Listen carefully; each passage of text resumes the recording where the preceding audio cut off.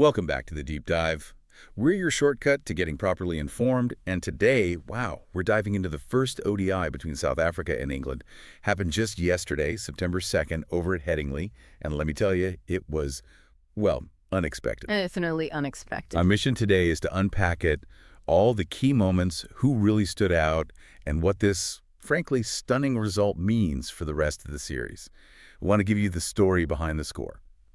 Okay, let's get into it. Yeah, because it's not just that South Africa won by 7 wickets, which is dominant enough. It's how it happened. So quick, so decisive.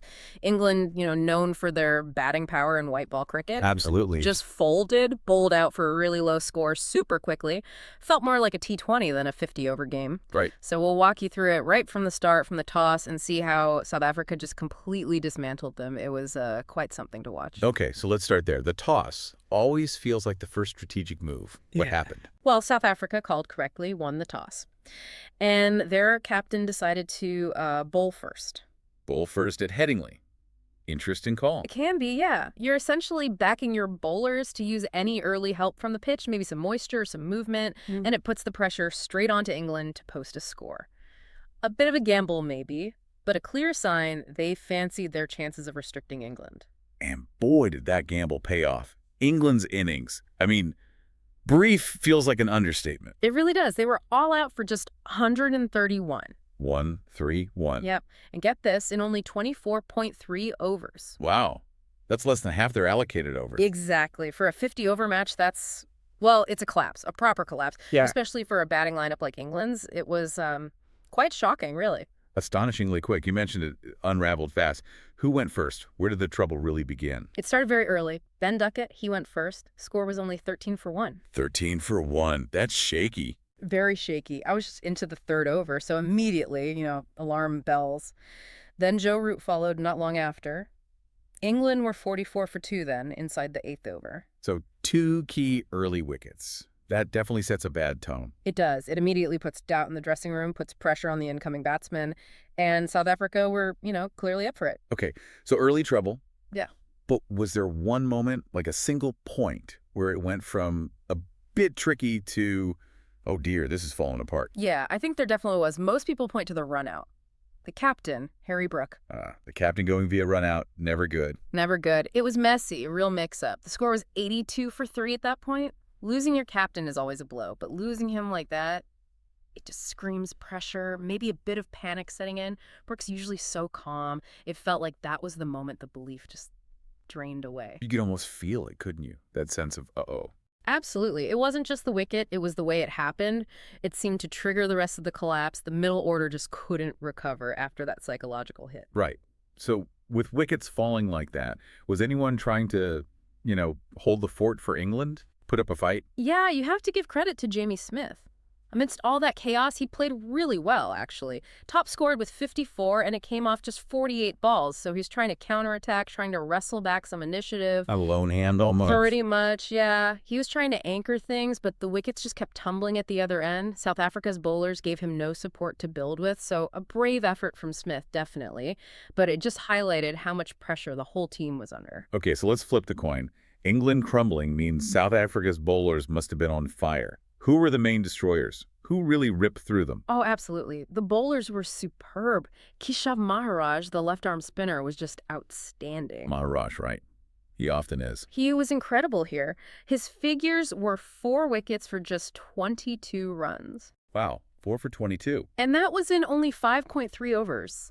Just totally dismantled England's middle and lower order.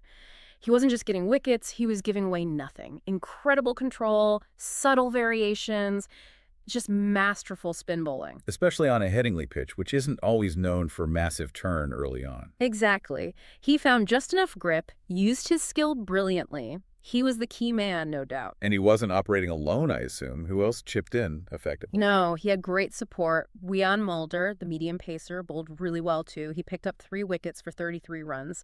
So between the two of them. So wickets right there. Exactly. Mulder provided that seam threat, hitting the deck, finding a bit of movement, while Maharaj tied them down with spin. They just didn't give England anywhere to go. Once Brook was out, Maharaj and Mulder just squeezed them relentlessly. No partnerships, no breathing room.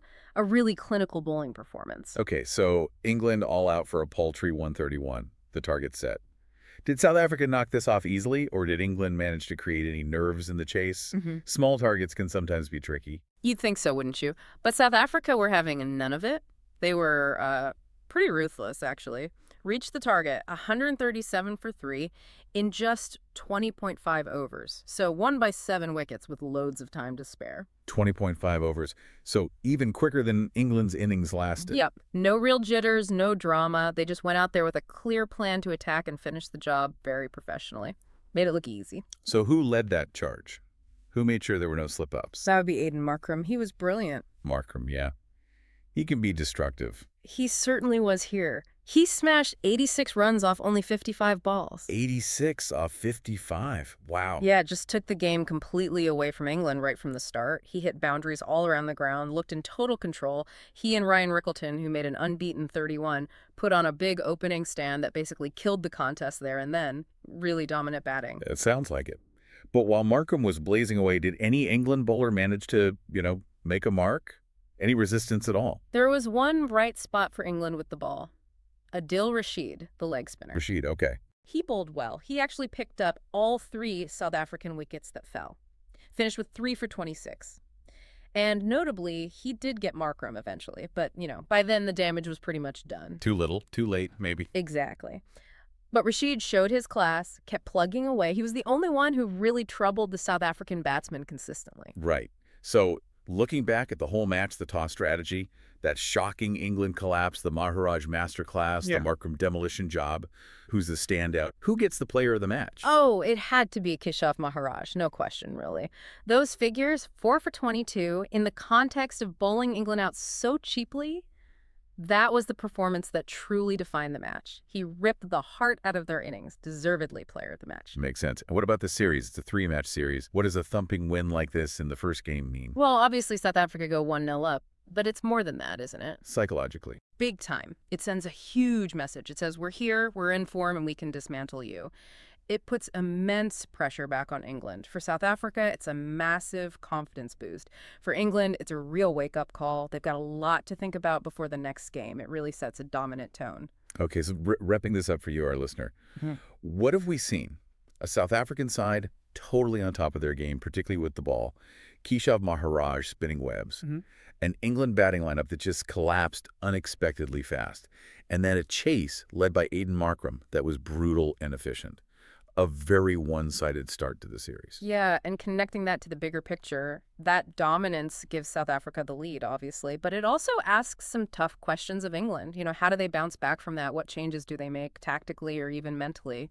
Especially with their batting approach. That's the big challenge for them now. So the question for you is, what really stood out from this match? Do you see England finding a way back, maybe learning from this?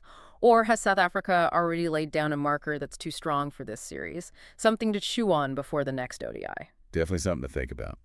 That's all for this deep dive into that first ODI. We hope you feel fully up to speed and ready for what comes next. Thanks for tuning in. Until next time, keep exploring, keep questioning, and keep digging deep.